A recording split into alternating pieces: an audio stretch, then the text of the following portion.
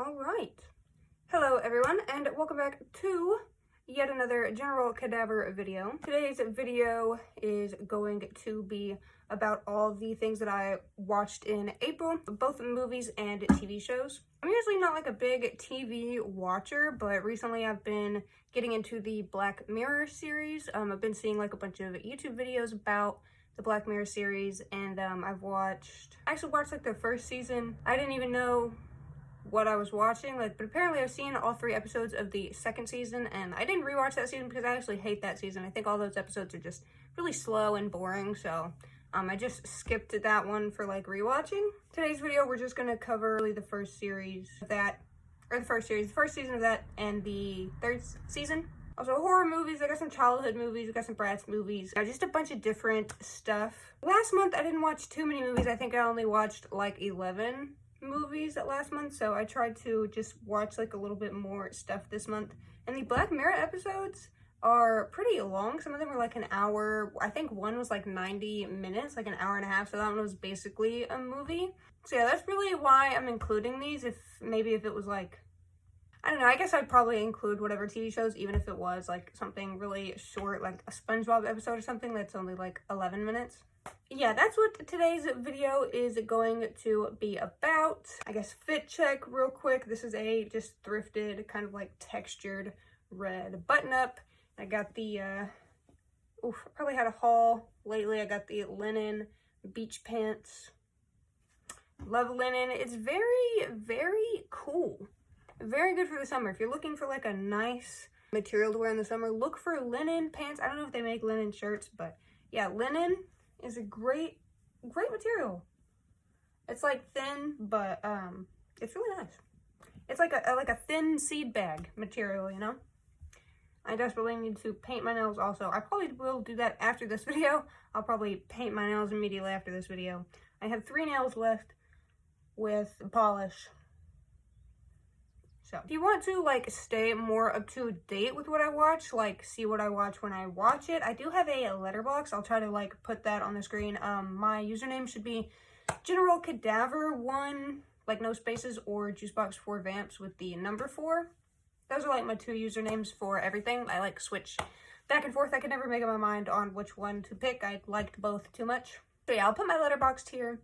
I think I have like a Rotten Tomatoes, but I don't really use Rotten Tomatoes. I do have a Criticless. I'll put my Criticless on here too. I need to update that one more. I haven't been updating that one like I should, but I do really, really like Criticless. So I'll have to put that up here too.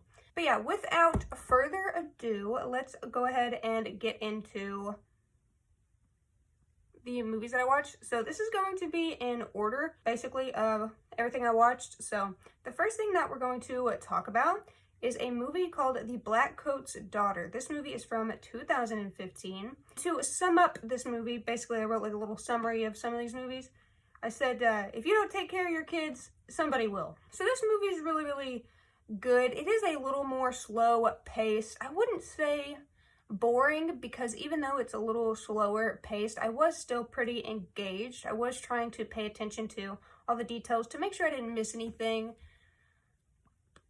It is really, really good, and I think it's a powerful like message of neglect, because this kid, this movie's gonna have spoilers probably for everything. So yeah, spoilers for everything I talk about. Spoilers, freak it. So yeah, so this girl, her parents die. She basically has this premonition or this dream that her parents died in a car crash, and so she wakes up and she already knows, like going through her day, that her parents are dead. You can tell like she's very anxious. She's basically crying throughout the whole day. She's very, very sad. Everybody's going home. Everybody's parents are picking them up for winter vacation, but nobody comes to pick her up, obviously, because her parents have obviously died in the car crash. So, but nobody knows yet. They don't find out till a few days later. I think they don't find out until the actual day that, like the day that they're supposed to be there. And there's this other girl, she's there. She thinks she's pregnant, so she deliberately told her parents to pick her up on the wrong day. She's really scared. I think it's like a religious school, possibly Catholic. I don't know. It could be a religious school. It could just be a private school. I'm not I don't remember the specific detail, but so she stays, and they basically, the old man, they're talking to this old man, he basically runs the school. This little girl is like, sees him as a father figure. She really wants him to be at her recital, because she has like a recital coming up before they leave for winter vacation, I believe.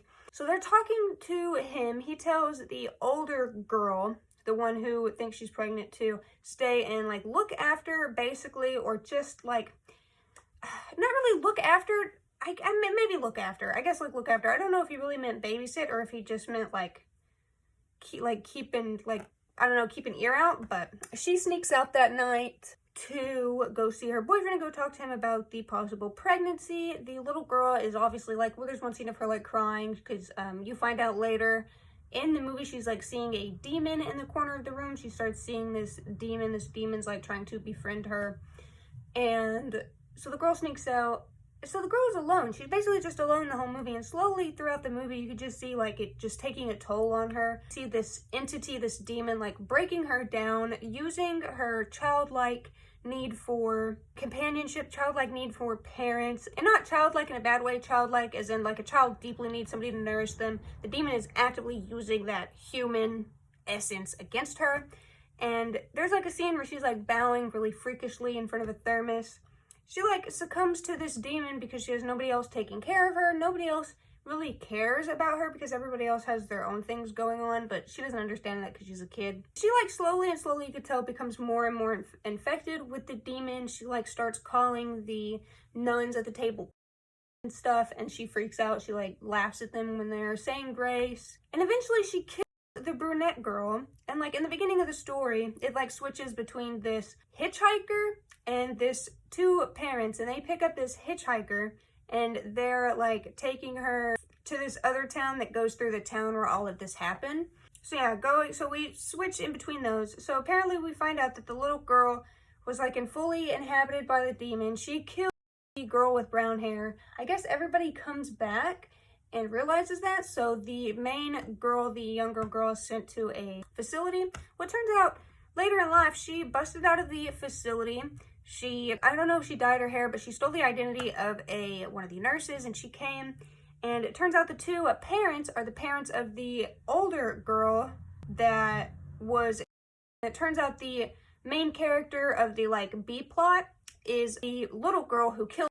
The parents unknowingly pick up the killer of their daughter, and so she goes and she cuts off their heads, and they like stops in front of the school where they were at. She cuts off their heads. She goes and like takes the heads down to the thermos, and she like, you can tell she so desperately wants attention and like just somebody to care for her, somebody to be with her. She's so lonely and neglected, and she takes them to the thermos and nothing happens.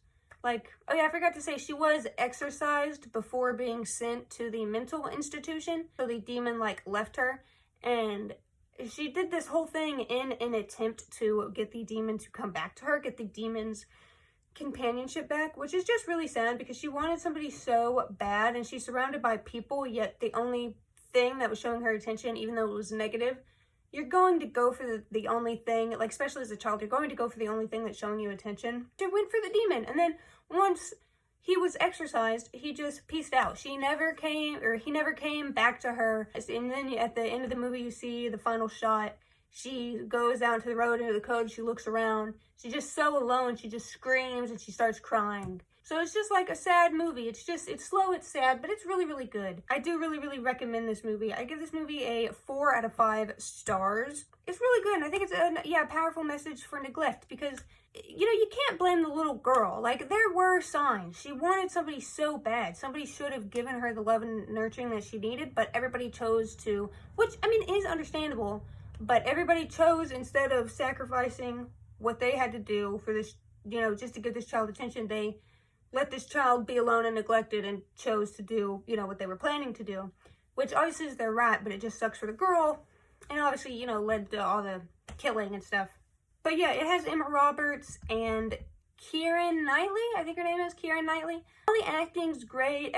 All the acting's great. I love the story. I love everything about this movie. It's a little slow, but other than that, I will say, yeah, I really, really like this movie, and I do really recommend this movie. So yeah, we started off the month on a high note.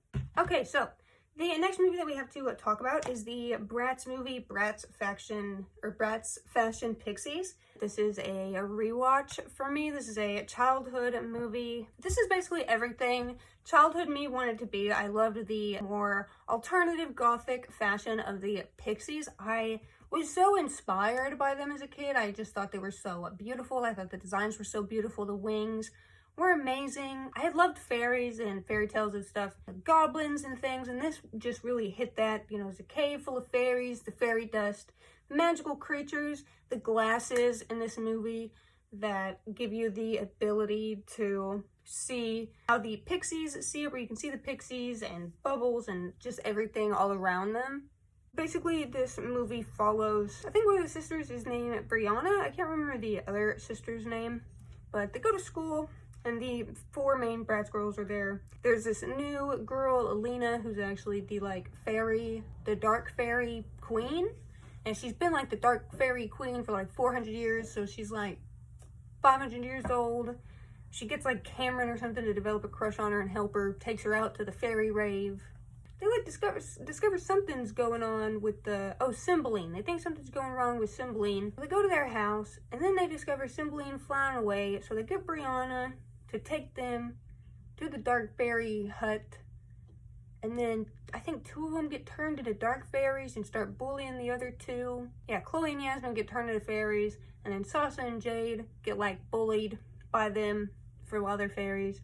At the fairy rave, they like try to like form a circle of friendship and save them. Apparently in the end they do. You find out that there's this big tree in town that they love. Well, the tree in town has been the girl's mom. They have a dad, but their mom's been like out of the picture since they were born, which apparently Lena had turned her into the tree in the middle of town forever ago, caused like this massive storm. But they fight her, and so her mom comes back, gets turned back into a human from this tree. Her dad's like the king fairy.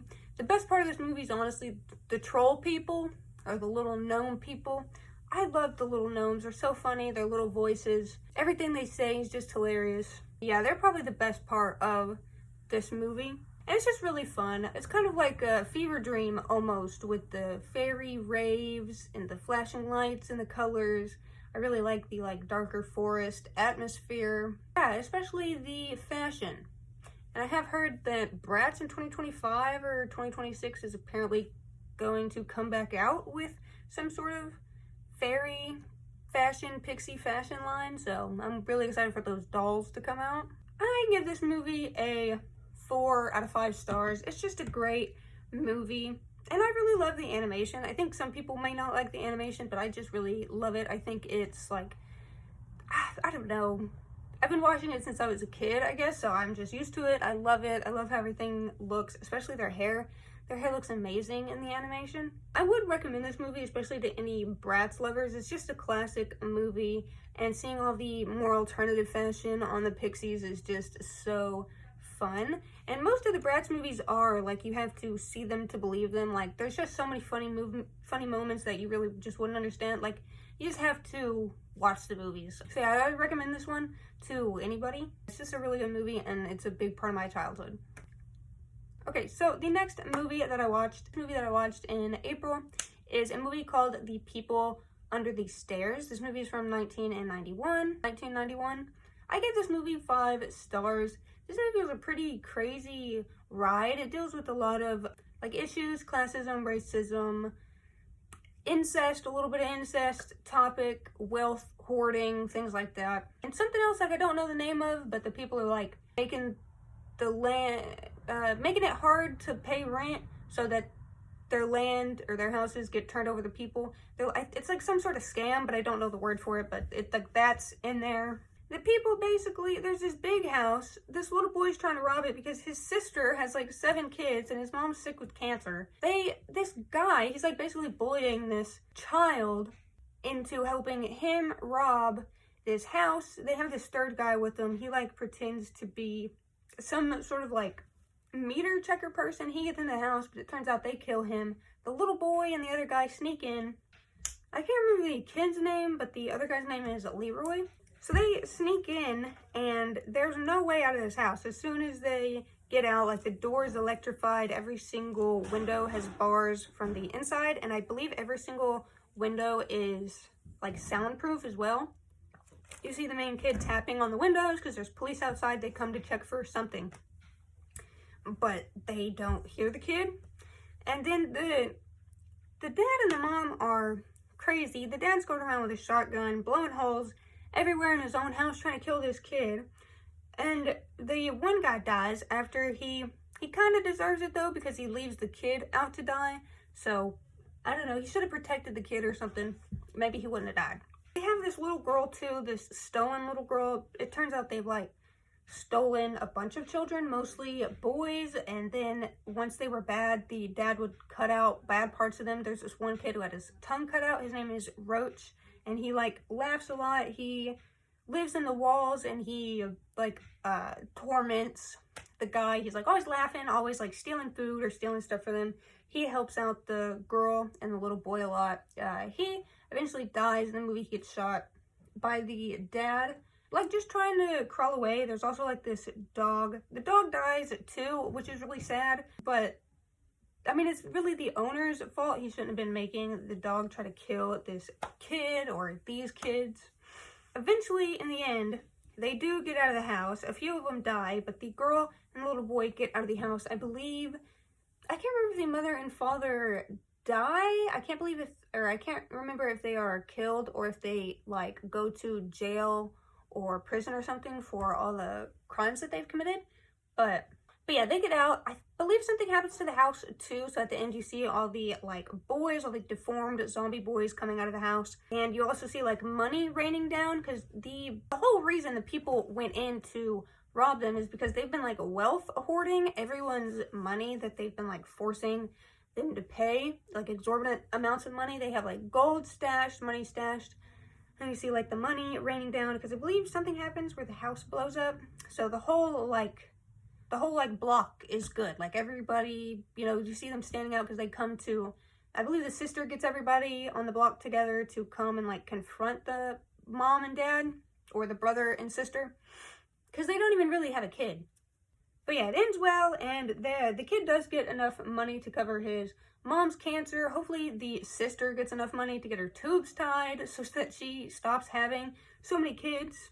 Yeah, so I guess everybody lives happily ever after. Hopefully the parents or the brother and sister were put up. I give this movie a 5 stars out of 5 stars just because it's so good. I mean, I like all the messaging in it, and it is a classic. I mean, it came out in 1991. I've heard so many other people talk about this movie. It has a bunch of great actors in it, a bunch of great acting. It's just crazy too, seeing these people have this house, and it's really like a maze. Trying to get out of this house is crazy. You'd think there'd be some way out of this house, but every time they go somewhere, it's like a corridor or some sort of trap. I can't remember if the dad put up traps or like Roach was putting up traps for the dad and in the walls. But it's a really, really good movie. I give it a 5 out of 5 stars, and I do recommend everybody watch it. I think everybody should watch it at least once. It's just a crazy story, especially when you find out that they were brother and sister this whole time. It's like, do you people have a mental disorder and that's why you're doing this? Or you're just weirdos? You're just plain weirdos?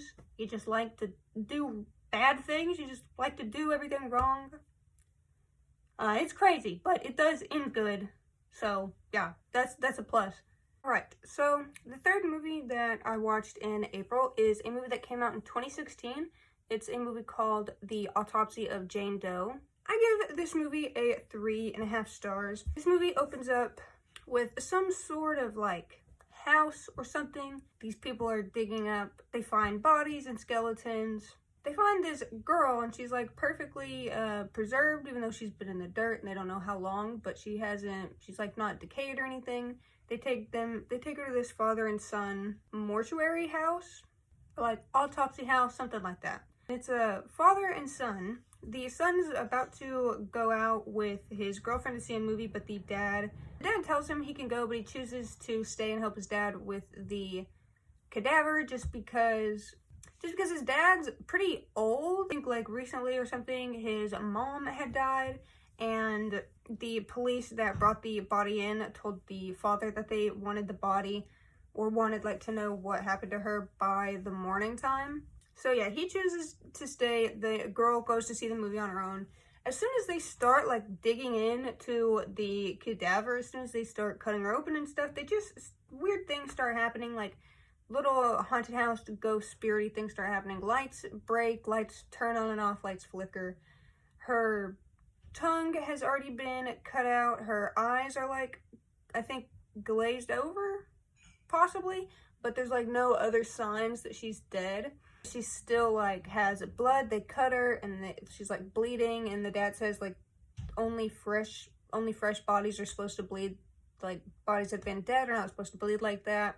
They find other weird things too. They cut her open, they pull her skin open, they like dissect them or whatever, and they realize like the inside of her skin has all this writing, but there's no puncture wounds to the outside of her skin. There's no sutures, there's no marks, there's no indications that she was ever hurt or harmed. Inside her, they find stuff too. I think they find something in her mouth and possibly in her stomach.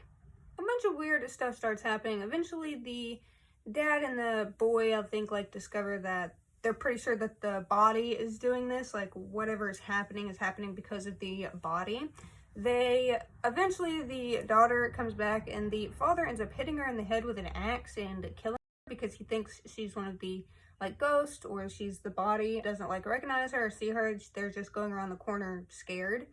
So she dies. A really sad scene where they discover the cat all beaten up in a vent. That was really, really sad, because obviously the cat didn't deserve anything bad to happen, and something, presumably this like some sort of evil spirit or something, is tied to the body. They think there was like ritual performed on her, some sort of witchcraft. That was really sad seeing the cat. They have to like break its neck because it's all like mutilated, and you don't see it too bad. You just see the cat with like some blood and stuff on it. So they kill the cat. They kill the girlfriend. Eventually they try to get out, but they can't get out. Like all the doors are locked and everything. They can't get through them. So the dad tells the cadaver to like take him instead, just take him and leave everybody else alone.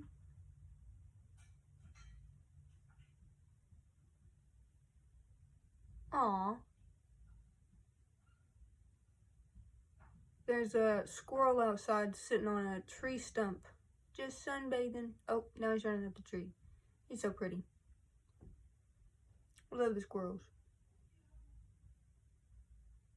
So then everything that happened to her, like happened to the cadaver, starts happening to the dad. Like you see like this weird stuff come out of her mouth, and like the dad has like this weird stuff come into his mouth. His like hands and stuff, or his ankles and his wrists start to break, because like the cadaver was seen to have both broken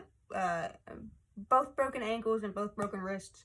So just like everything starts happening to him. So the dad basically tells his son to kill him, I think. So the son kills him.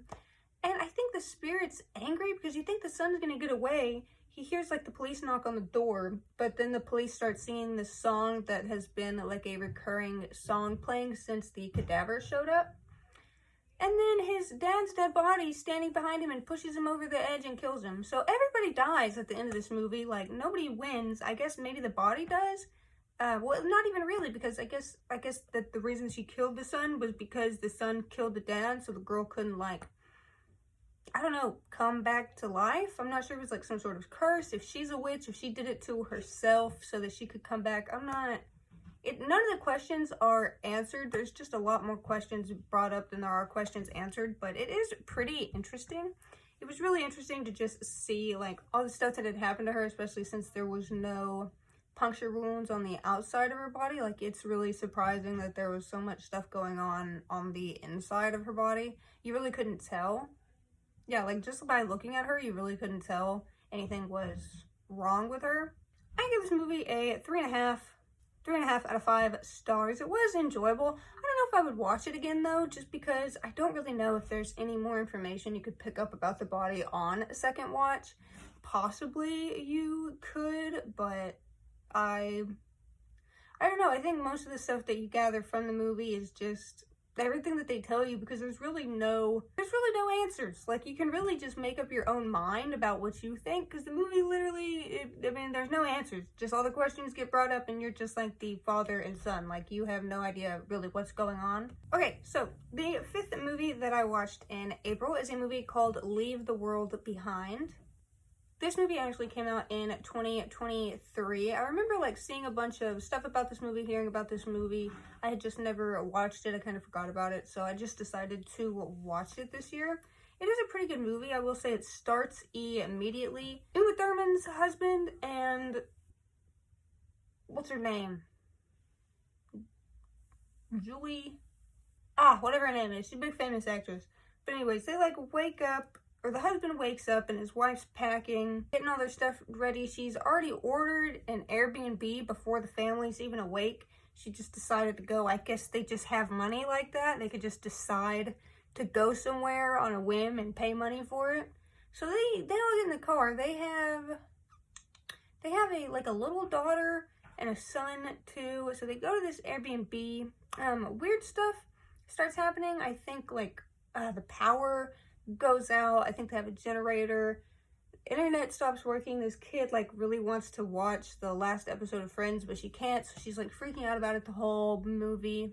They all have, I mean, like kind of a good time until like some of the worst stuff starts happening. This guy, the owner of the house, comes by with his daughter, and a little bit is understandable of why she would be scared, but it's obvious that she may have like a racial tone for not wanting the stranger and his daughter in the house, because it is his house, so they do own it, and they do prove it. They prove his name and everything like that, but she's like questioning them basically the whole time they're there, even after they prove everything. So everybody's really on edge to begin with, and then plus with everything happening, everybody's just on edge.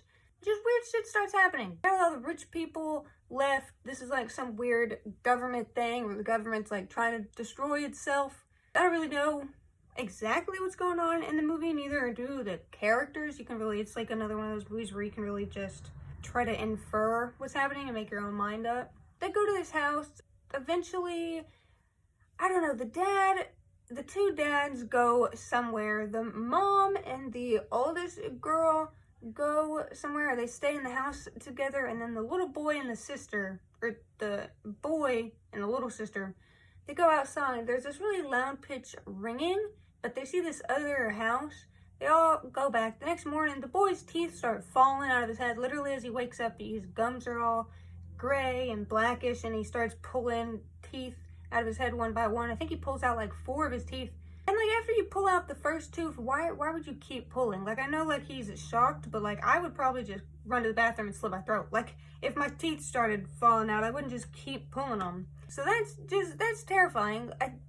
He was also bit by a tick, so they think like somehow the noise must have like accelerated the lupus he got from the tick bite. Eventually the little girl leaves the house. I think it was that morning or something. They all wake up like the 3rd morning after the boy loses his teeth. They're all 4 in bed together, and she like goes to the other house. The other parents are looking for her. She finds like this underground bunker in this house. These people are like super mega uber rich. They got this sweet decked out bunker in the bottom of their house. They got food, TVs galore, movies, plants, like a hydraulics or a hydroponic station. Hydroponic? Yeah, not hydraulic, a hydroponic station. With like plants and things, just like the best thing you could ever have, like with energy, like you know, well, all set up. Like they don't even have to pay the bills, obviously, because the world will be bad. So they just have the best setup ever in their house. So the little girl goes and watches freaking the last episode of Friends while the other 2 are looking for her, and the 2 dads I think are coming. They met Kevin Bacon and his estate. I don't know, he's buying water through the movie. I don't know what happened. The mom and the other girl are looking for her, and you can like hear them screaming, but the little girl, she can hear them screaming before she goes into the bunker, but she chooses to go into the bunker instead of just saying, hey, I'm in here, I found a bunker, let's all go.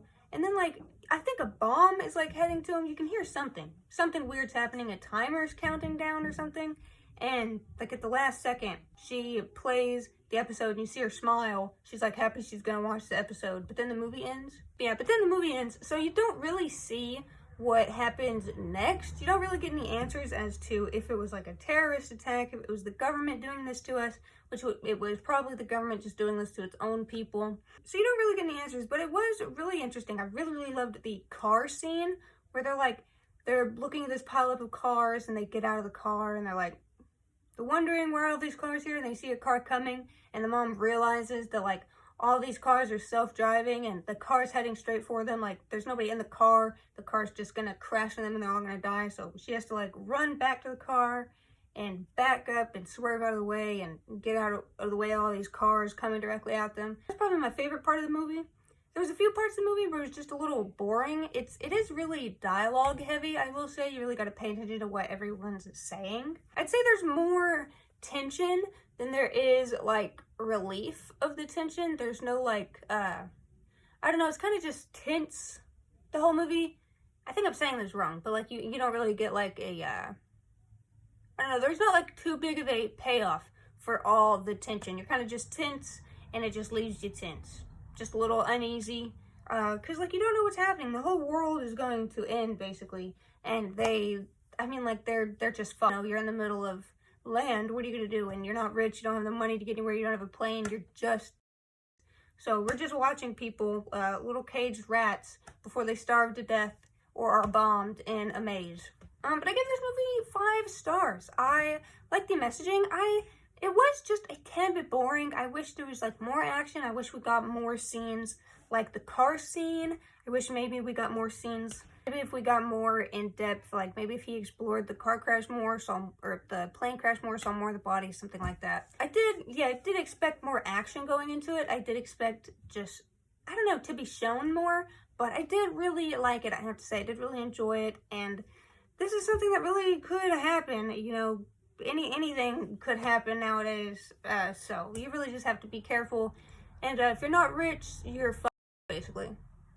Alright, the next movie that I watched in April is a movie called Curse of Chucky. This movie came out in 2013. This movie follows the girl in the wheelchair from the Chucky TV show. I can't remember her name, but she's the one who eventually, like, Charles Lee Ray ghost inside of her, and then she can walk when she's Charles Lee Ray, but then she like can't use her legs when she's herself.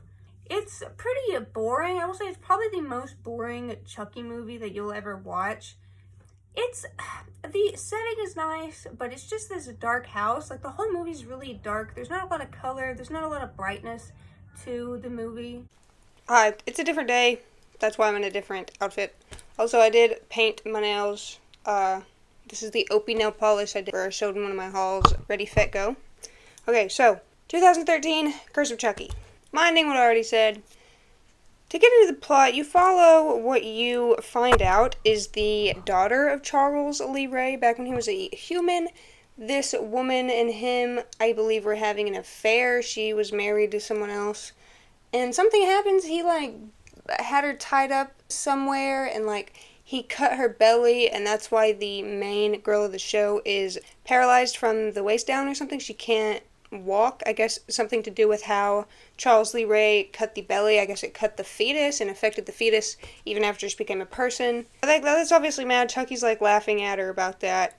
But throughout the whole movie you see like her mom's just really dull, I guess just from like the, I don't know, her personality just seems really dull. She seems really off and just like secluded. And you could tell, I guess, after you see that part of the scene that it's because of that. Like she still has like the trauma from that. They invite some people over, their niece and the girl's other sister, because I guess the older woman had had a daughter before her. So she's like not paraplegic or pelagic, whatever it is, from the waist down. She can walk.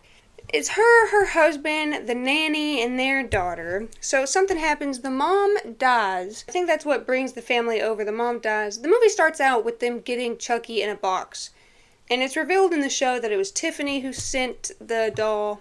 So yeah, so everybody comes for like the funeral of the mom, the older woman who dies. And everybody's sitting around the table. This priest is there. And you see Chucky puts a bunch of like rat poison, like rat powder poison or rat poison pellets in the food. And it seems like the priest is going to start being affected by the rat poison, because you can see him, like, he's eating the soup, everybody's eating it, and he starts, like, coughing and stuff, and he gets up and he leaves. Well, then he gets in a car accident, so I guess that's just, like, I guess, obviously, maybe Chucky couldn't have had something to do with that, because that's, like, and how do you know? Like, he dies, and the paramedics pull this thing off his neck, and the car falls apart, and the car was, like, the only thing keeping his head on, so his, like, head and neck just spurt out blood, and he falls over, because he's, like, alive when, like, the car is holding him together. It's like in Scary Movie 3, where the guy's wife is pinned to the tree, and it's, like, the only thing holding her together. Well, the, like, parts of the car were the only thing holding that guy together. So all that happens. You see that the nanny and the kid's mom are cheating on the dad. I guess, I don't know if they're planning on, like, saving up money and, like, running away from him, but they're cheating together. They get on the computer to, like, sext, even though the wife is, like, in the bed with her husband. And then Chucky comes in, something with water. He pours water on the bed, so the blonde girl who's cheating, the nanny, gets electrocuted. Blah, blah, blah. A bunch of other stuff happens. Eventually you find out Chucky's, the one girl's dad. She gets sent to a mental institution, and the Chucky doll ends up going with the blonde girl. I believe the blonde girl has to live with somebody's grandparents, maybe her dad's grandparents, but Chucky is still with her in the end. It's just kind of a boring movie. I just didn't really care for it. I much more prefer the other Chucky movies, the other Child's Play movies. I will say, I haven't seen the next one, the Cult of Chucky. I'm going to have to see that, and I'm showing my boyfriend all the Chucky movies too. So we're trying to watch them all in order. We just watched this one together, Curse of Chucky. So next we're going to watch the Cult of Chucky. But yeah, it's just boring. I just didn't really like it. I didn't really gel with many of the characters. I just preferred the other ones. Preferred a little more humor. Preferred a little more action. Preferred the way Chucky looked in the other ones as well. I mean, it's not a bad movie, and obviously you have to watch it if you want to get, like, all the context for all the Chucky movies, so I give this movie 3 out of 5 stars on Letterboxd. All busted out like that. Tell the truth. Tell me the truth. That didn't happen from lifting weights. Alright, so the next movie that I watched in April is a movie called There's Something Wrong with the Children. This is a movie from 2023. This movie is, like, these two groups of friends. One group has 2 kids, the other group has no kids. They, like, go to this little house somewhere. There's, like, this cave. They go in this cave. They, like, hike to this cave thing. The kids can see this, like, glowing green entity coming from the cave, this light. I don't believe the adults can see it. The kids spend the night with the other couple because the girls were talking, and the one couple were, like, swinging, and something happened, and there was, like, hurt feelings there for some reason, so they need time alone to talk. Well, the one couple wakes up and the kids are gone, and they go out looking for the kids, and they see their bodies at the bottom of the cave. So the kids had, like, jumped into the green thing while, like, sometime that morning. So the parents are getting together. Apparently, when the other couple comes back, the kids come out of the house. So, like, they've already seen their bodies laying at the, end of the cave dead. So they're like, how did you kids get here? The other parents are like, thank you guys for watching our kids. Eventually something happens, the kids start acting really weird, they just start asking weird questions. The other guy gets really paranoid because he, like, knows something's off with the kids, but the kids' parents don't think anything is off with them. So they just think the guy's crazy and trying to hurt their kids for no reason. It is a pretty good movie. I do like the acting and the bickering back and forth. I like the relationship dynamics are good too. Child acting's pretty good, and kids can be scary in general just because they're so fragile. Eventually, one of the kids pretends to die at the hands of one of the other, like, the second couple. So the kid pretended to die. He ends up killing his mom, and they also kill their dad. I think the other girl or something. No, I think their dad is still actually alive, but their mom dies, and the other guy and the other couple who saw their dead bodies, he somehow gets infected with like the entity or the demon of this green light that they saw. So he's trying to kill the lady. He's trying to bring his girlfriend back to like the thing, and the kids are trying to bring her back to like the thing, like whatever this entity is. The kid's dad like helps the girl. I think the girl like kills him. I don't remember if she kills the kids or something, but I think they get away, which is good. It's not a bad movie. I will say it's just a bit boring. I think maybe I expected more action. I just expected more killing and stuff. It was kind of like that movie, The Children, or something, like that UK movie where the kids are also killing their parents. I'm gonna say it was on par with that movie because it was a little boring and I did like expect a little more, but it wasn't bad. It wasn't like horrible. It wasn't the worst movie I'd ever seen. The acting still was good and the mystery was there. It was like pretty interesting to see, like, oh god, what are these kids gonna do now that they're like, you know that they're possessed basically because they're acting so weird. It's like, what are they going to do now? What are they going to do to these people? Would I recommend it? Sure. I don't know if I'll rewatch it. I mean, maybe if somebody had never seen this before. Oh yeah, and the parents are getting so upset. I did write, you could literally just make more or buy one. The parents are getting so upset that these might not be their kids. I mean, theoretically, yeah, if you do lose a kid, you can technically just make more, but I would understand. So they're getting mad at the other people. It's like your children made the decision to walk out of the house and go to the cave. How was anyone supposed to stop them? If a kid wants something, a kid's going to do something. Sometimes you can't control the kid. So they're getting mad at the people for not, like, I don't know, not strapping them or duct taping them to the beds. I don't really know what they're getting mad at them for. So yeah, I gave the movie 2.5 stars. It's okay. I just probably wouldn't watch it again. It was good for what it was, and I did really enjoy seeing the girl, the younger sister from Final Destination 3, the one with Mary Elizabeth Winstead. Her younger sister is one of the main actresses in this movie, so it was nice to see her. So the next thing that I watched is actually one of the Black Mirror episodes. It's actually Season 1, Episode 1 of Black Mirror National Anthem. This one just kind of made me mad. So, the president has to, a pig, innocent pig, or this girl's going to die. Already, off the bat, why are we the innocent animal? If I was the president, I would have just let yeah, she's a princess, yeah, she's a human being, whatever. Let her die. The innocent animal doesn't deserve to be. The innocent animal didn't do anything to deserve this. Like, I get that they drug it or something, but still, like, the animal's gonna have to deal with that for the rest of its life. Like, I don't know. Like, that's just so gross. I probably would have let the princess die. So yeah, somebody make a video with this Princess Susanna, and she said, if you don't have sex with a pig on national television, they're gonna kill me. The president's like, and he's like moaning about it, like it's not his job as the president to do everything he can for the country. Even though it's not for the country, it's just for the princess. I mean, I guess he's literally doing it for like political advantage, for like so people will like him. I guess so people won't think he's an idiot who let a girl die. But whatever. He raped innocent animals. To me, that's worse. Let the human die. Don't hurt the innocent animal. But yeah, they eventually get a finger sent to them in the mail. They assume that it's Princess Susanna's, but it turns out it wasn't. So the guy raped a pig while everybody's inside watching him rape a pig live on national television. Susanna's just stumbling about. So the guy had let her go and then killed himself 30 minutes. Like before the guy had even started raping a pig. So like he did it all for nothing because she was released anyways. So it was all just some sort of weird message. I don't know why the guy who did all this, he killed himself. Maybe he just wanted to have sex with a pig.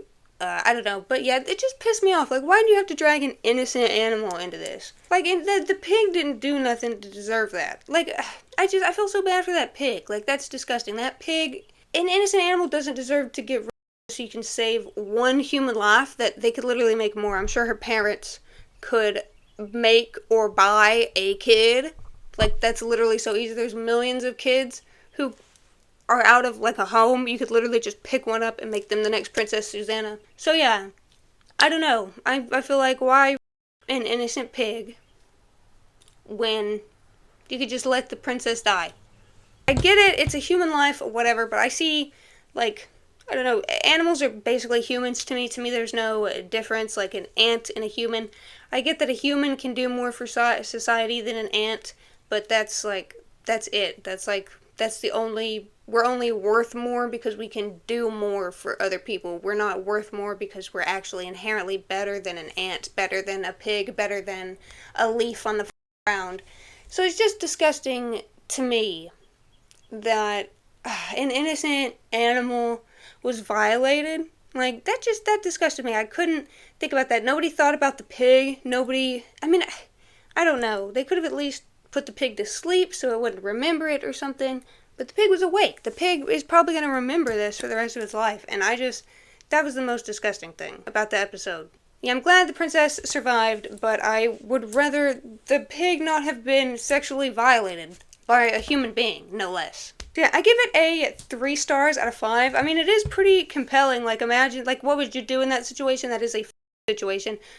This innocent animal, or Princess Susanna's blood is going to be on your hands because we're giving you the choice, So, I mean, I get it, and I get also wanting to, like, you want to make everybody think you're a good person so they'll put you in power. So, I mean, I get that too. You want people to think you're good. You want people to think you're selfless. But honestly, I would have let... Man, put the pig to sleep. You don't an innocent animal just because one human life might get ended when there's billions of human lives. And you can make more. Oh yeah, so yeah, 2.5 stars out of 5. Yeah, it was good. Everything about it was good. The writing was good. I just think it is pretty gross too. Just animal. Come on now, like one thing to see in movies that's disgusting enough, and then you put on top of that the innocent animal factor and the bestiality. It was really disgusting. Yeah, I would probably have killed myself in the bathroom if I was the president. I probably just would have killed myself, so I didn't have to do anything. The next thing that I watched is another Black Mirror episode. It is Black Mirror Season 1, Episode 2, 15 Million Merits. This has the guy from Get Out. I did notice that. He's a very good actor. I don't know if he did... Well, I'm guessing he did this first. I believe Get Out came out after this. But he's a very good actor. Everyone in this was, like, very good acting. There's, like, a guy who's playing, like, a rude fat man, and he does very well. He's very annoying. He's very misogynistic. He's very believable, just this fat, sweaty hog of a man. Obviously, the actor's probably not like that in real life, but the character was really well played. So this guy wakes up, he's in this box, there's no windows, it's literally just screens. The sun comes up in a, like, pixels, and there's, like, a chicken waking up. He, like, kicks the screen to shut the chicken up. And he wakes up, he just has to put on, like a carpenter's outfit, like a full body coat zip thing, like a utility worker, one of those, like, utility working coats, outfits. I don't know exactly what they're called, jumpsuits. And he puts on that, and he has to, there's, ads to brush his teeth. There's, sexual ads, and he's, having to wave them away. He has to pay for toothpaste, you can see. He has to, pay for, the water in the sink or something. He has to pay for everything, and then he goes out, and there's all these bikes with these screens, and it's just these people biking, watching these horrible, 2000s quality TV shows. They're just all trash. One of them is just literal on the screens, and then one of them is fat people getting shot. Basically real life. It's basically life today. You just sit and work barely for anything. You sit and work all day. You sit and just pedal and pedal and pedal, and then you still have to go back home to just a box in isolation. That's basically what today is because you have to work so much, but then everything costs so much, you can't afford anything, you can barely even afford food. They have vending machines that they eat out of. That really sucks. Who wants to eat out of a vending machine? But that's what it feels like today. Just just the same things that you can barely afford. He begins this relationship with this one girl, and she can sing, so he spends 15 million of his merits, which is dollars, to put her on this game show. And she goes and she sings, and she does a really good job, but they say that they had too many singers on the last season. So before they even go on the show, they give them some sort of drink that must be some sort of drug. It's obviously something, because she after her first sip, she can feel the effects. She starts acting a little loopy, just a little distant, a little different. So they obviously drug them. So the 3 judges are basically telling her, hey, instead of trying to pursue the singing thing, why don't you just go with the third judge and go and do. So she says, like, I suppose. She doesn't even agree. She just says, I guess. And then the guy sees her on Wraith Babes, like one of the ads, one of the sexual ads that kept popping up while he was trying to brush his teeth and stuff. And he keeps seeing her on there, but he can't even skip the ads. He's, like, forced to watch her do, like, weird stuff that she obviously doesn't want to do because he doesn't have enough, merits. He doesn't have enough, like, money to skip them, so he just has to see her like that. So eventually he works up, like, the amount of merits he needs. He goes on the exact same game show. He had kept her crushed cup that, like, she used. He, like, went with her and she handed him her cup before she went on stage and it was crushed. She kept that crushed cup, or he kept the crushed cup, and he used it to not have to take, like, the drugging agent that was in the drink. He, like, showed the assistant lady, hey, I've already taken one, so she didn't make him drink another one because he had already drank one. So he goes on stage and he, like, dances, and he's a pretty good dancer, but then he pulls out this shard of glass that he stole from something in, like, whatever kind of, they live in, like, a tower, like some sort of, like, a block, kind of like in that Dread movie. It's just like a block with, like, houses, but it's like living quarters, but it's a building. I don't know. But yeah, he steals the blade, the piece of glass. He pulls it out of his, like, back pocket. He puts it to his throat, and he says something. I can't remember what he says. He goes on a big monologue. I can't remember any of it at all, really. So then the judges are like, well, how about a talk show once a week or something? And he gets, like, a nice house with an actual view, and he takes it. I think it's, I don't know what it's trying to say. Really, I don't know what it was trying to say.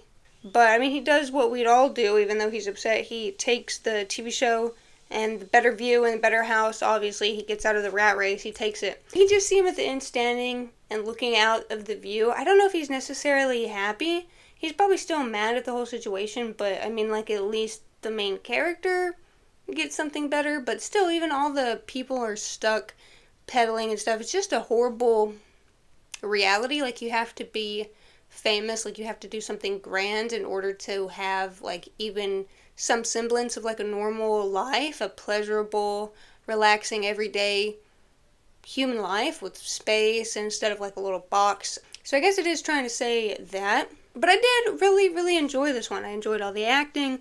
I enjoyed the story. And I really felt bad for the girl. Like, she didn't even want to go on the show. Like, the guy, the main character, like, I think he meant well. He really meant well. But he kind of, not necessarily forced her, but he kind of persuaded her to go on the show. He spent his own merits for it and everything.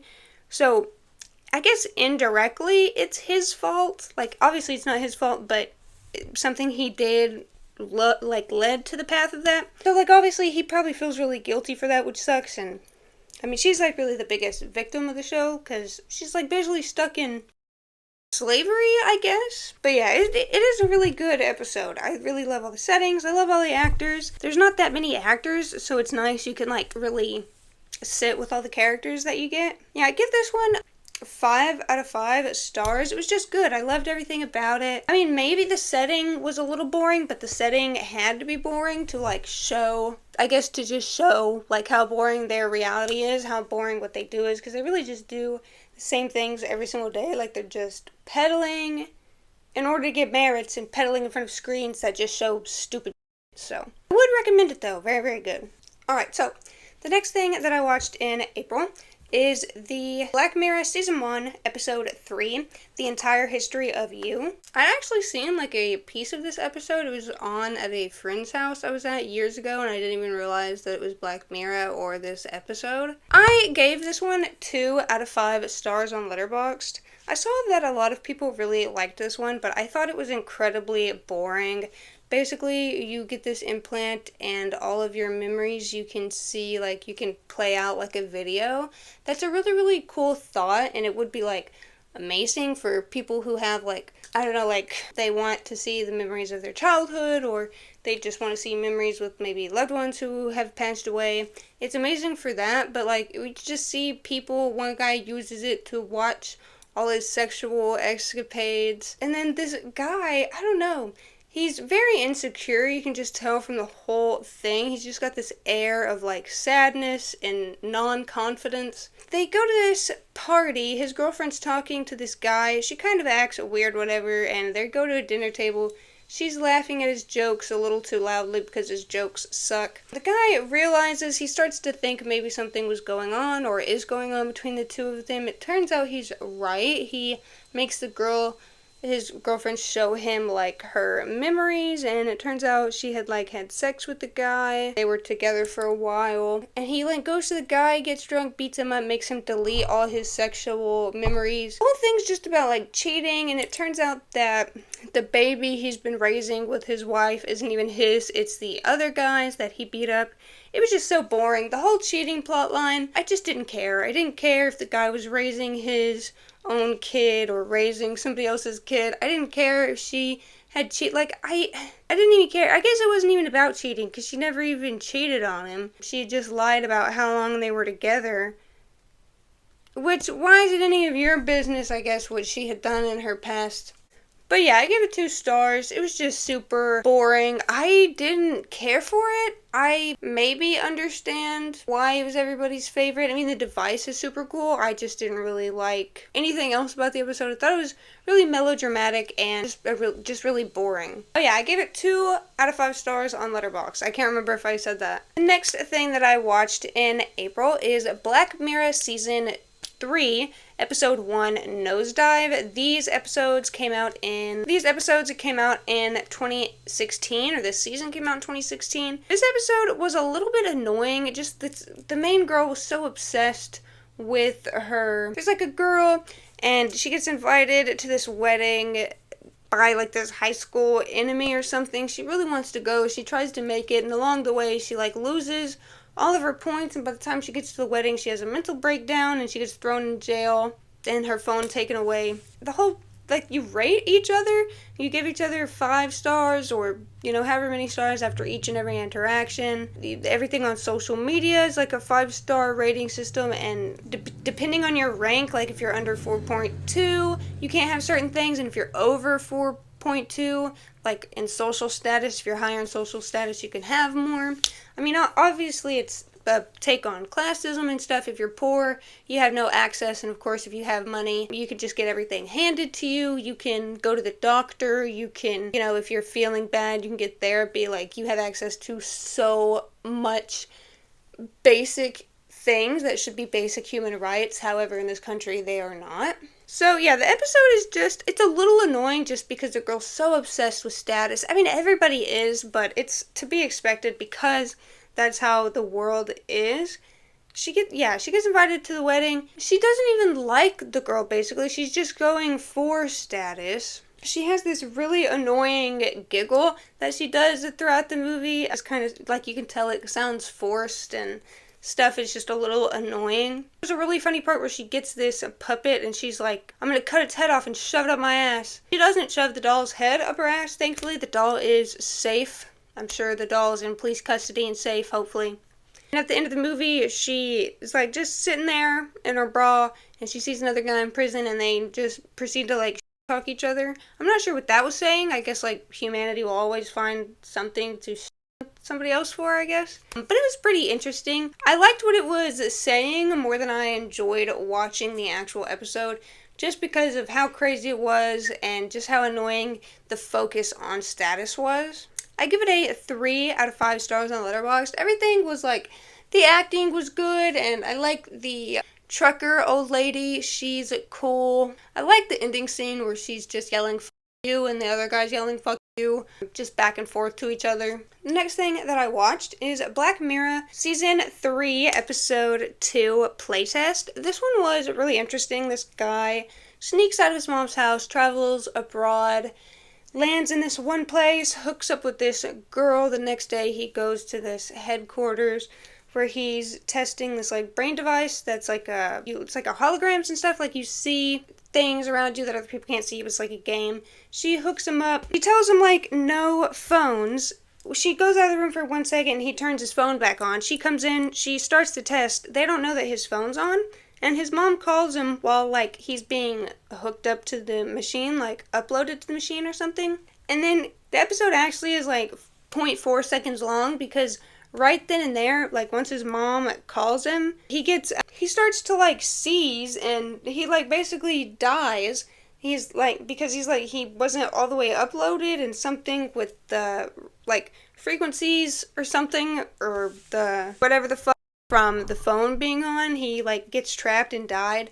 But you do see the whole movie. I don't know if like everything that took place in his head took place in that 0.4 seconds, or if like I don't know if that's what he saw before he died in those 0.4 seconds, but it was really interesting. All the visuals were fun.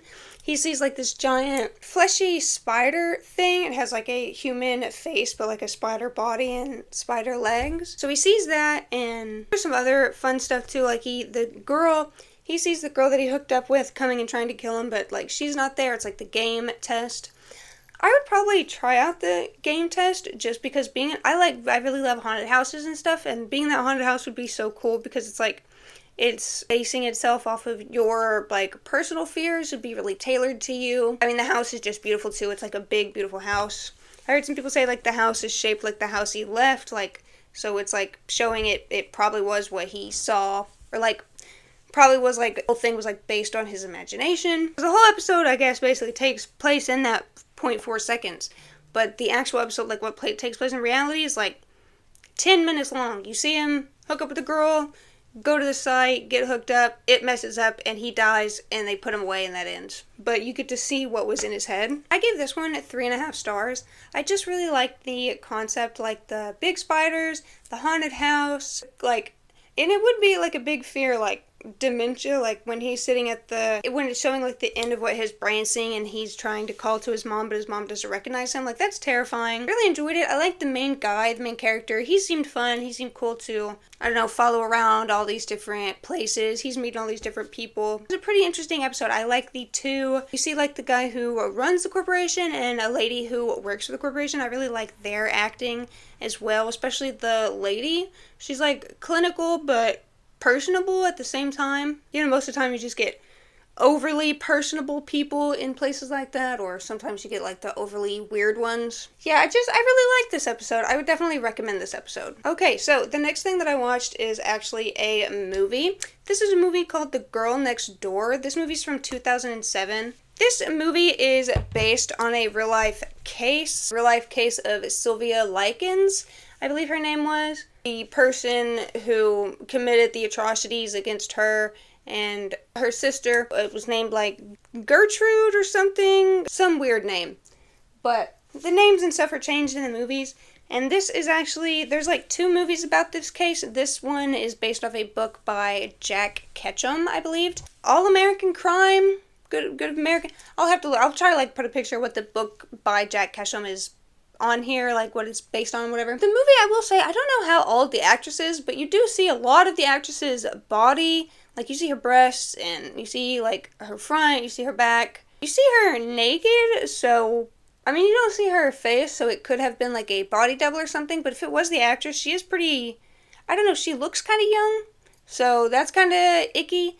Just like, I don't think an underage child should be shown nude in, I mean, especially like a movie like that's going to be shown to millions of people. No, I don't think a child should be put in that position in a film. So I don't like that about it. You do feel bad for the girl. Like, she's real bubbly. Well, a little bit bubbly. You can just tell she's like real nice. She has a sister. Her younger sister is like crippled. Something happened to her in some sort of a car accident. Oh yeah, I believe a car accident caused her like parents to die, and they have to live with her, with this old lady. She's like their aunt. There's like a few things different in this movie than to the actual case. The actual case is pretty horrific. There's videos about it on YouTube, about the case of Sylvia Likens.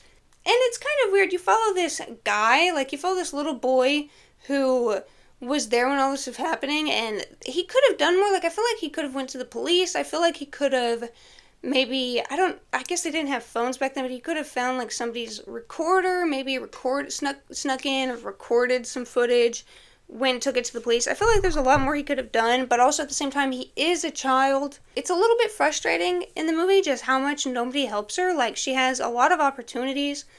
I wish maybe she would have run away, if she would have taken her, like, little sister somehow and just, like, carried her out. She has these, like, old-timey braces on her legs, so, like, she has a hard time getting around, and she makes a lot of noise when she does get around. And the old lady is played very well. She just smokes and drinks in front of all these kids. She invites all these neighborhood boys over. I don't know if she wants to, like, if she wants all the little boys to think that she's cool, or I don't know if she wants the little boys to want to have sex with her or something, but she, like, lets them drink and smoke. She, like, lets them do sexual things to the girl tied up, and then at the end of the movie, she takes a blowtorch and she blow torches the girl's clitoris off. Like, you don't see, like, her genitals or anything, but you hear her, like, scream, and then you see her afterwards. She's just, you know, laying basically comatose before she, like, dies.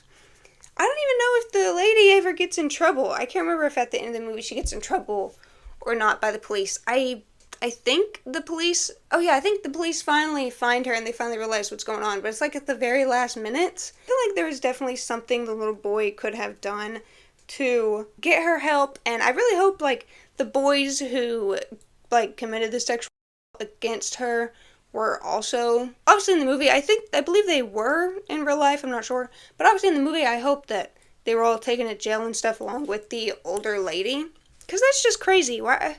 Who's not watching their kids? Like, who's letting their kids hang around with old ladies, hang out with strange adults at weird people's houses? I give it 2 out of 5 stars.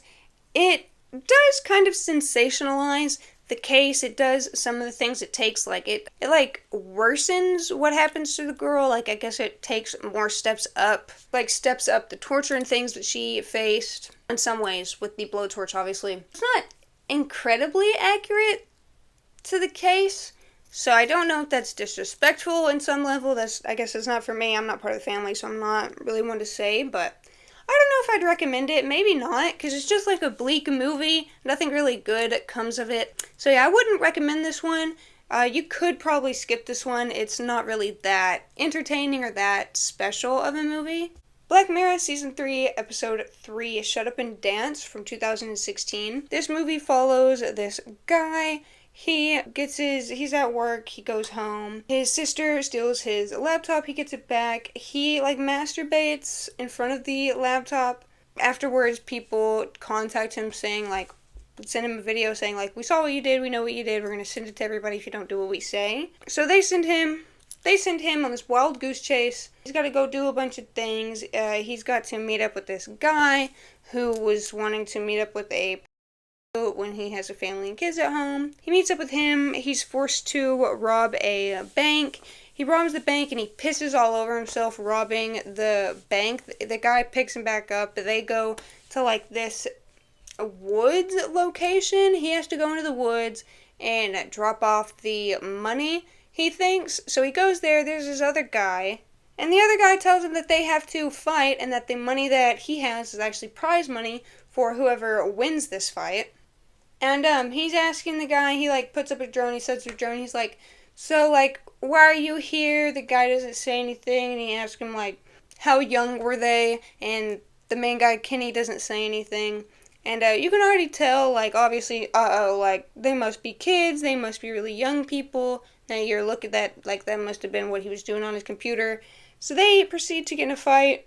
We follow the guy home who wanted the prostitute. He goes home and his wife's crying. His wife's like, Mindy, you want to have sex with Mindy. She found out, I guess the people go back on their word. They just share everything that they have on these people anyways, regardless if they follow the rules or not. And yeah, we see Kenny stumble out of the woods. He's all, like, battered, bruised up, and he gets a call from his mom, and his mom's like, oh my god, it's all over the news, everywhere, like, why were you looking at kids, oh my god. And he just hangs up the phone.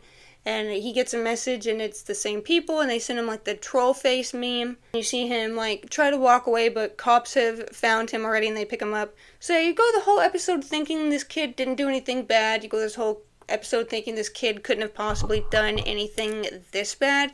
You go into the episode, like, you kind of feel bad for the kid because he's so fragile and weak and meek looking, and then obviously he pisses himself out of fear and like stress when he's robbing the bank, so you don't think he must have done anything too bad, and then it's revealed that he was looking at a CSAM, or whatever it is. So yeah, I mean, that was just a big reveal, because like you feel bad for the kid, and then at the very end of the episode you're like, oh yeah. So the only thing I will say about this episode is I don't believe in like privacy, like violation. I do think that the people should have had to gone about it in a better way in order to like just do it in a like more justice. There's no justice, and like I guess there's a little bit of justice because like they're still doing something that's good, but at the same time they violated his privacy. Like they should have, I don't know, befriended him and then got him to confide in him that he's a pedophile and then shared it. Like that just would have been a more justice way of doing it, just a more like, I don't know, fair way of going about things, I will say. Because I don't think anybody should be spying on anybody through their computer, like regardless of what the people are doing on their computer. But I did really enjoy the episode, especially the twist. I mean, I went into it having watched a few episodes, or having watched a few videos about it, so I like knew what was going to happen. It was still like just gross. Like I remember watching it with my boyfriend, and he was like, oh my god, like, you know, kids, like, kids, hell no, kids. You know, he was surprised. So yeah, I do really recommend this episode. I gave it 5 out of 5 stars on Letterboxd. It's just really good. The twist is really nice. Yeah, the wild goose chase is really fun. And there's one scene in this in particular, it's just so funny with the guy in the car and, like, before Kenny robs the bank. Okay, so the next thing that I watched is also Black Mirror. It's Black Mirror Season 3, Episode 4, San Junipero. This movie follows these two girls. Basically, they dance together, and then, like, every other day, it's like this girl wakes up in a different decade, and she's looking for the other girls. She eventually finds them. They get together, they, like, get into a relationship, and it's, like, revealed that they're actually these two old ladies that are in this mind thing. They have one of these little circles on their temple, and they go into this mind place called San Junipero, and it's for old people. Like, after you die, you can be uploaded to it like a paradise. So one of them is about to die, and one of them is, like, choosing to die because she's, like, a full-body paraplegic. She's, like, never been able to live. She's never been able to go anywhere. She was, like, 21. She told her parents she was gay, and her parents didn't accept her, so she wrote off, and then she crashed, and then turns out she, like, I guess the injury from that, she's a paraplegic. So the girl that she meets is also old, and she, like, had a husband and a daughter in the real world. She had never got to, like, I guess, explore the lesbian side of herself. But they, like, in the end, they get together, and in the end, they both end up living in San Junipero, like, forever in this bliss. So it's just a really sweet episode. There's nothing scary about it. There's no horror in it, really. It's not like the other episodes, I will say. It's got, like, a bit of Black Mirror flavor in it, just because of, like, the technology. You know, we've seen, like, the little pupil, little temple things, or maybe we haven't seen it before, but we're gonna see them more coming up. Yeah, it's just really just like a love story. It's just a simple love story. There's nothing really scary or, like, too heartbreaking about it. It's just old people passing away, and they go into the San Junipero. So yeah, it's more of a feel-good episode. I gave this one a 3 out of 5 stars. I guess maybe I just expected more horror or something scarier to happen, but it was really just like a pleasant episode, just a normal episode, but it was really good. It was a really nice love story. I believe the love story. I buy it. I don't really get the Greg thing. Like, for a little bit, she was, like, verbally attached to the nurse. She said she really wanted to marry Greg or something. Greg's a good guy, but Greg's just some nurse. I don't know, maybe he's been taking care of her forever. They get married in the end. The two ladies, like, in their real human forms. So next is Black Mirror Season 3, Episode 5, Men Against Fire. This also came out in 2016. This is basically about these army people. They go and they shoot these people who seem to have, like, some sort of, like, zombie virus. They have these weird deformed faces with these sharp teeth, and they just speak, like, in a grunting language. Something happens. One of the vampire people flashes this guy with, like, this green Men in Black memory looking stick, and then the soldier starts to see these, they call them roaches. He starts to see the roaches as people, and the twist is obviously the roaches are people. they're just like drugged or tricked or something. There's I believe it's like an implant in their brains that forces them to see these lesser humans as formed, monstrous beings, so they go around and kill them. And the more that you kill, the more wet dreams they give you at night, which is really weird. I didn't understand why that was the reward, but it was good. I really liked it. I think I gave it 5 stars. Yeah, I gave it 5 stars just because I did enjoy it. And the twist was really obvious. I mean, I figured that it was some sort of government cover-up. In the end, the guy obviously chooses to go with it and go with everything and get his memory erased so that he doesn't have to be in a little padded cell looking at all the bad stuff that he's done. So, I mean, I really can't blame him, because the systems can really only benefit yourself in that situation. I really enjoyed this episode, and maybe there could have been a little more killing the roaches, just a little bit more flair, but for what it was pretty good. And for the last episode of a TV show, the last episode of Black Mirror that I watched in April, Black Mirror Season 3, Episode 6, Hated in the Nation. This was like an hour and a half long. This was basically just an episode about bees metal bees, machine bees. They were going around killing people whoever was like the most tweeted death to whoever, they would kill those people. And then it was revealed at the end of the episode, the bees go around and they target everyone who ever like voted in the death to thing. I did like that because the people who were participating in the death and causing other people death got their death at the same end of the stick. I did like that, but I didn't like how long it took to get there. It was like an hour and a half long. I did enjoy the episode, but I had to watch it in like over 2 parts. I watched some of it one day and then I had to like come back to it. It was pretty good. I liked all the accents. The main girl has like this really nice Irish or Scottish accent. I really like her accent. Everybody's got fun accents in this. It's pretty interesting. I'm scared of bees anyway, so a metal bee that I couldn't easily just like step on or squish or get away from is absolutely terrifying. I gave this one 2 out of 5 stars. It just wasn't that special to me. I think some of the episodes like Playtest and that were just better than this episode. They had more horror. Like this one was good, but I just felt like, I mean, it would be scary if metal bees were coming after you, but I just felt like some of the other episodes had more horror, just had more suspense. This episode was just a tad bit boring and a little bit drawn out, but it was still good for what it was. So the last thing that I watched in the month of April is actually a movie. This is a movie called Carriers. This is a movie from 2009. This is actually a rewatch for me, I believe. I don't know if I watched it when it came out, but I have watched this movie as a child. In my childhood, I watched this movie.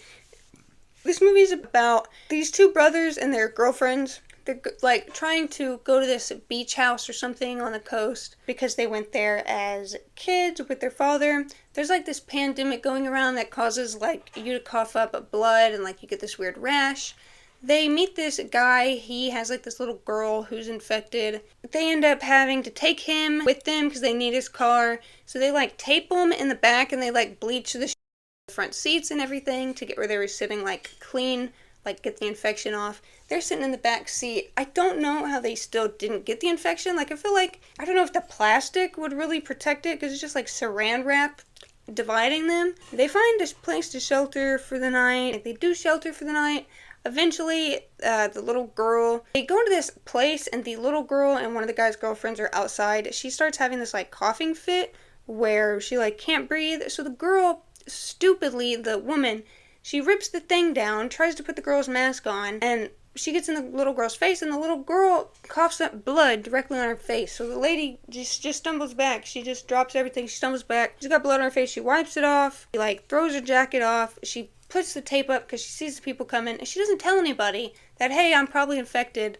The little girl tells everybody she has to pee. She wants her dad to go with her. The dad like knows that the people are gonna leave him, so he like tries to get her to go on her own, but she can't walk, so he ends up going with her. And the people obviously leave, but like, really, what were they supposed to do? You and your daughter were infected. Like, why are you expecting these healthy people to help you? You're infected.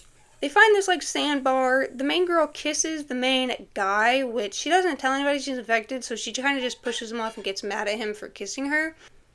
They discover that she has a rash. These like army people come and they see that she has a rash, so they like send them all off, or they drive through like some army base, and they try to keep the girls to like rape. Since one is infected, they just send them all like out. The main guy ends up dropping the girl off who's infected because he's like mad, obviously, that she lied to him or didn't tell him that she was infected. So they leave her. They come across something, I can't remember what happens, but for some reason they find out that the main guy, the older brother, is infected. I guess from when he kissed the girl that was infected. He has it all over his legs and stuff. Oh yeah, he gets shot, and then they have to take his pants off, and that's when they discover the rash. So they have to leave him behind, but then it shows that the younger brother and the other girl, the girl he brought from like college or something, they finally do make it to the like Lakeshore house. So like they're good and fine. So the movie technically has a happy ending, but you lost like half the main cast. You lost 2 of the 4 main characters. But it's a pretty good movie for what it is. I will say it does start right away. It starts right into the story. It gets you started right into the story right away. It does kind of hook you in just because of the infection. You're always curious about what's going to happen. You know, is somebody going to touch something and get it? Is somebody going to turn into a zombie? That was my kind of thought with this movie. Like, was somebody going to just turn into like a zombie from the infection? But it's pretty good. It is a little slow, maybe a little melodramatic. It has one of the guys, I can't remember what his name is. Chris Pine. It has Chris Pine in it. I know he was big a while back or something. Like, people were going crazy for him. But yeah, I like this one. I like all the acting. The 2 brothers, they kind of seem like brothers. They kind of pick on each other. You can kind of tell, like, I don't know which one's the more domineering one, I guess. But it wasn't a bad movie. It was pretty good. I don't know if it's necessarily too scary, though. I think it just said it was, like, dark and atmospheric. I gave this one 3.5 stars on Letterboxd. There's nothing really wrong with this movie. I will just say it is a tiny bit boring. Maybe we could have seen more, like, I don't know, more infected people. We could have seen more, I don't know, devastation or something. But other than that, it was a good movie. And I probably would recommend it. It is a little slower, but it's probably one of those movies that everybody would enjoy, like, no matter who's watching. It's kind of just like a standard movie. Alright, well, that was everything that I got up to watching in April of this year, 2025. Really hope you guys enjoyed the video. Let me know what you think of any of these movies. Let me know what you think of the Black Mirror episodes, if you've seen any of them. I know season 7 just came out, I believe. There's a lot of hype going on around that. Let me know if there's anything you want me to watch in particular, any movies you want me to review. Make sure you follow me on all my other social medias, Instagram, Twitter. I have a Reddit, Threads, Blue Sky, and Letterboxd. I'll put those up here as well. Please subscribe to this channel and like this video so that I can eventually feed myself and my family. And yeah, I will see you guys in the next video. I'm looking forward now that it's May to see what I get up to watching this month. So yeah, I'll see you guys in the next video. Thank you so much for watching.